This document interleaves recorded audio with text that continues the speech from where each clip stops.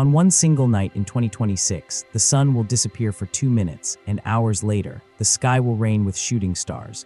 No moon, no light, just hundreds of meteors cutting through pure darkness.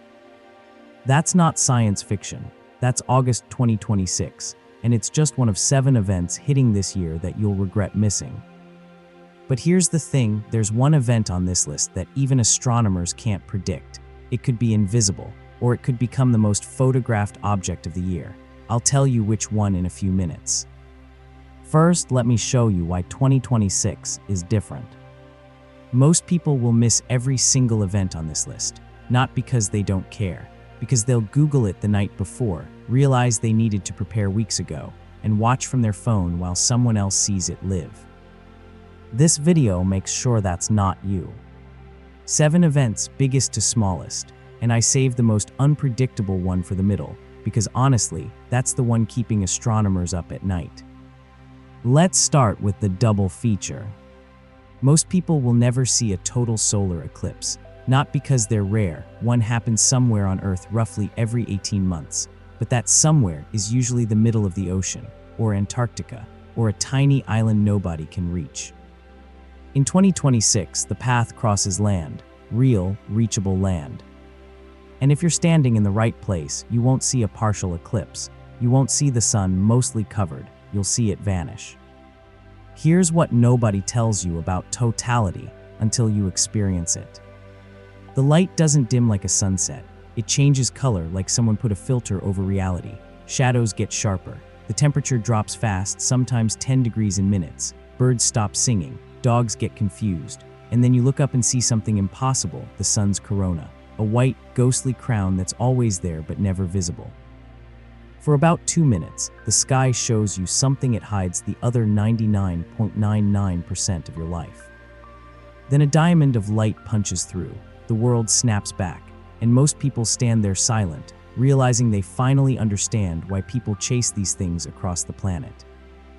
One serious note, during any partial phase, you need certified eclipse glasses. Regular sunglasses won't protect you. The only safe moment to look with naked eyes is during total coverage. Get glasses now. They vanish from stores weeks before every eclipse. Now here's where August 2026 becomes legendary. A solar eclipse can only happen during a new moon. New moon means no moonlight that night. 0. And on that exact night, one of the best meteor showers of the year hits its peak. The Perseid meteor shower happens every August. Most years, the moon ruins it, bright light washing out everything except the biggest fireballs. In 2026, the moon isn't just dim, it's gone. This is the difference between catching 15 meteors per hour and catching 60, between seeing only the bright ones and seeing everything, the fast streaks, the faint ones, the ones that vanish so quick you're not sure they happened. Under a moonless sky, the Perseids don't trickle in, they pour. And here's the irony, this is the one night where expensive equipment hurts you. Telescopes are too narrow. Binoculars are too slow. The only thing that works is your eyes, a dark location, and about 20 minutes of patience while your pupils fully open. Most people give up after 5 minutes. They see nothing and assume the shower was overhyped. They leave right before the show starts. Don't be that person. Find darkness, face away from any light source. Lie back so you're seeing as much sky as possible. And wait, the sky always pays back the patient ones. Eclipse by day, meteors by night, same date. Now, before I show you event 3, remember what I said earlier. One event on this list is completely unpredictable. We're getting close to it, but first, something easy. Everything so far requires planning, location scouting, special glasses, timing. This next one, you literally just look west after dinner. In 2026, Venus and Jupiter, the 2 brightest planets in the night sky, will squeeze so close together they almost look like one object. Venus is the brightest thing in the sky after the sun and moon. Jupiter is usually second. When they sit this close, the western sky looks fake, like someone duplicated the brightest star and pasted a copy next to it. You don't need an app, you don't need to know constellations. Just look west about 45 minutes after sunset. 2 brilliant lights, side by side, brighter than anything else in the sky. This is the event that makes people text friends asking, "What are those two lights?" It's the one where non-astronomy people suddenly pay attention. And it's stupidly easy to photograph. Phone on night mode, hold steady, include a tree line or building for scale. Done. One tip: don't wait too late. Planets in the west sink toward the horizon as night goes on. Catch them in that first hour after sunset, or they'll disappear behind buildings. Quick thing, if you want to actually catch these events, I'll drop detailed guides as each date gets close. Subscribing takes 1 second. Earlier in the year, you get something rare, a night where the solar system actually looks like a solar system. You've seen rare planetary alignment headlines before. Most are oversold, 3 planets spread across 90 degrees of sky, technically aligned but visually boring. This one's different, you can actually see it. Multiple planets visible together without a telescope. Go out 30 to 45 minutes after sunset. Look west. Venus hits first, brightest point in the sky, almost aggressive. Jupiter sits nearby, steady and warm-colored. Saturn hangs farther along the arc, golden calm. Mercury is the trophy. It hugs the horizon, faint and brief. Catching it means bragging rights. One tip that changes stargazing forever: planets shine steady. Stars twinkle. It's physics. Once you notice this, you'll never mistake a planet again. Okay, now we're here. The event I've been holding back, the one that could be nothing or could be everything. A comet is falling toward the inner solar system right now, and nobody knows what it's going to do. See, comets aren't like eclipses. Eclipses are clockwork. We know exactly when and where, centuries in advance. Comets are chaos. They're chunks of ancient ice and dust, billions of years old, falling from the outer edges of the solar system. As they approach the sun, they heat up, shed material, grow tails. But how bright they get, that's a guess. Some comets arrive hyped and fizzle into nothing. Others show up quiet and suddenly erupt, outgassing, brightening tenfold in a week, jumping from "you need a telescope" to "you can see it with your eyes."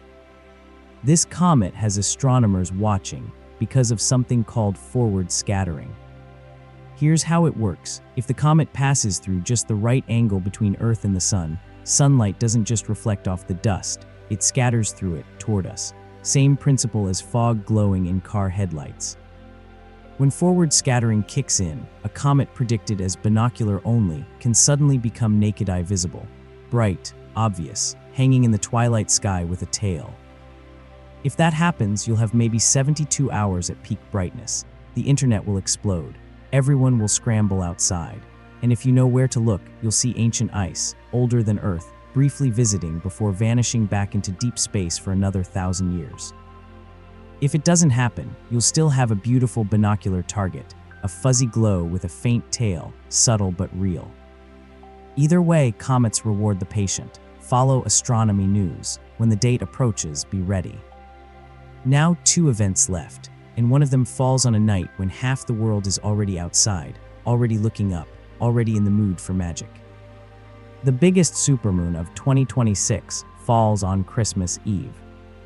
People say supermoons are overhyped. Honestly, if you look straight up at midnight, they're right. 14% larger, 30% brighter, on paper modest. But that's because most people look at the wrong time. The secret isn't the supermoon, it's the moonrise. When the moon is near the horizon, your brain compares it to trees, buildings, rooftops, and something breaks. It looks too big, impossibly large, like it doesn't belong. That's the moon illusion. It's not the moon getting bigger, it's your brain failing to process the scale. And on Christmas Eve, with the moon at its actual closest orbital point, that illusion hits harder than any other night. Find your local moonrise time. Go outside, face east. Watch a golden disk climb over the rooftops, slowly shifting to bright white as it rises. And because it's Christmas Eve, family around, maybe snow, lights everywhere, the moment feels like it was scripted. And just days before Christmas, the sky gives you one more gift. The Geminid meteor shower. Many astronomers call this the best meteor shower of the year, even better than the Perseids, and there's a reason. Perseids are fast, blink and you miss them. Geminids are slower, brighter, more colorful. They streak across the sky like they want to be seen. In 2026, the timing is perfect. Moon is out of the way. Skies are dark. Peak falls on a night you'll probably be awake anyway. 2 meteor showers in 1 year with near-perfect conditions. Most people wait a decade for this. So that's your 2026. A total solar eclipse, a moonless meteor shower the same night, 2 planets so close they look like twins, a planetary parade stretched across sunset, a comet that might shock everyone or might stay hidden, a Christmas supermoon, and December meteors to close it all out. 7 events, some need travel, some need just your eyes, one needs luck. But all 7 will happen, whether you're watching or not. Here's the truth, the biggest reason people miss these things isn't clouds, isn't light pollution, isn't living in the wrong place. It's forgetting.